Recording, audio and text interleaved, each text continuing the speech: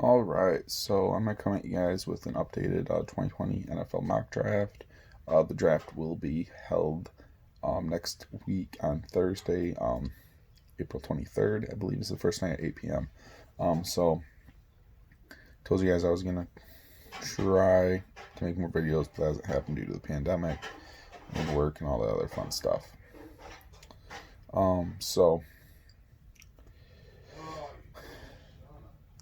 in this draft, we carry the third overall selection in the NFL draft this year, and I really think the Lions are trying to trade out of this position.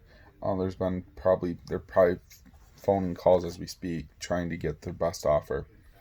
I've heard a few rumors, but as of right now, I still have them trading to the Miami Dolphins because the Miami Dolphins really do like Tua, and I think Tua will be the quarterback of the future. But that's been a lot of analyzers' predictions throughout this entire process. So I think Miami will trade up here and give us their number 5 and 26 selection in the first round.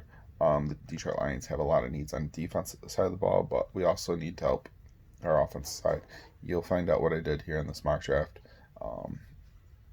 and so on and so forth. But anyway, moving on to our first pick at pick number 5.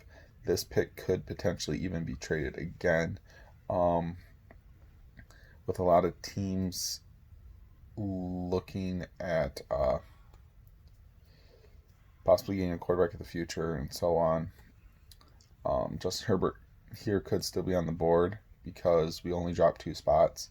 The Los Angeles Chargers behind us are eagerly waiting, unless they traded up to, I believe, the Giants. Pick at 4. I don't think that they're going to do that because they see the Giants really don't need a quarterback. They drafted Daniel Jones. We have Matthew Stafford. So they're sitting there. Well, the Lions got something in play for you. I think there's going to be a couple phone calls here at number 5 to see if they can trade up. Those teams would be New England or potentially New Orleans. If Miami goes Justin Herbert instead of Tua, then that's when New England's going to give the phone call because I hear they really, really, really like Tua, and him, Belichick, and Nick Saban have connections there. New Orleans, though, does like Justin Herbert as well, so this could be a potential trade. And there's also going to be a couple other teams that are looking at Isaiah Simmons if he's still on the board if New York doesn't take him, which I think New York's going to take Derek Brown, defensive tackle. So there's that, or CD Lamb. So that is a potential thing here, but just for draft purposes, mock draft purposes, I have us getting Isaiah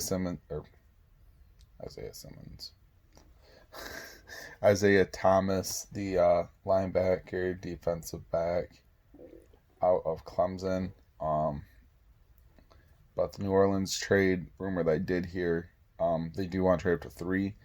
The offer would have been Alvin Kamara, their first round pick at 24, as well as a second rounder and a first rounder next year. That's just the rumor, but I forgot to mention that at that right there. But moving on to the next pick in the first round, Detroit gets one of the top corners this year, Trayvon Diggs, corner out of Alabama. I think he's a little bit more. I think he's a better corner than Jeffrey Okudah out of Ohio State. I think he plays with a little bit more finesse, a little bit more disciplined. I think he's a little bit more mature as well. So I like Trayvon Diggs here at pick 26. Moving on. Sorry, guys. I do it every time I make a video. Moving on to the second round, pick 36. The Lions get a lot of help here on the offensive line, and that's Shane Lemonio. Hopefully I pronounced that correctly. The offensive guard out of Oregon. This kid is a big physical freak in nature. Helped protect Justin Herbert and the Oregon Ducks this past 3 seasons. He's been a starter. He's a really good player. I really like his bend at the waist. He doesn't look stiff in any of the film that I've watched.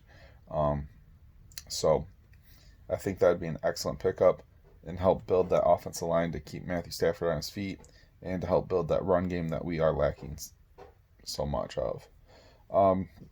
Speaking of the run game, our next pick would actually be a running back, which would be round 3, pick 67. All the top running backs, for the most part, in my opinion, are gone. But I think this very underrated running back will be there, and I think he could be a potential All-Pro. And that's Zach Moss, the running back out of Utah. I really do like this kid. He runs with a lot of aggression as well as vision. He's very patient.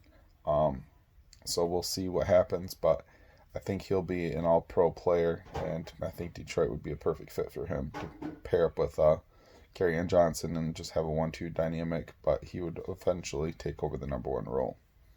Moving on to round 4, pick 109. With the release of Rick Wagner and Eric Decker potentially not being re-signed this offseason, I think we need to address offensive line here again, and that is getting an offensive tackle. And Calvin Throckmorton out of Oregon again, very good player, is a little stiff but still bends very good at the waist. He can play left or right, but I'd rather him play the right side, and then we can move our other guy to the left that we just signed. But as I said, he can play right or left. I believe he'd be more of a right, but in my opinion, I haven't really watched a lot of film on him, but he's a little stiff. I think that's something you can build on, though, as a player. Moving on to the next round, at round 5, we have 2 selections, 149 and 166. And here we go on a little bit of a run on one school. Round 5, pick 149, Joe Bachie, inside linebacker, Michigan State. Our linebacking core is very, very poor, and Joe Bachie brings the best out of any player on any team. I swear, Joe Bachie has that mentality. He will get the best out of his players on the defense. So you bring him in. He's a very good leader. He was a captain at Michigan State, and he's a really good player.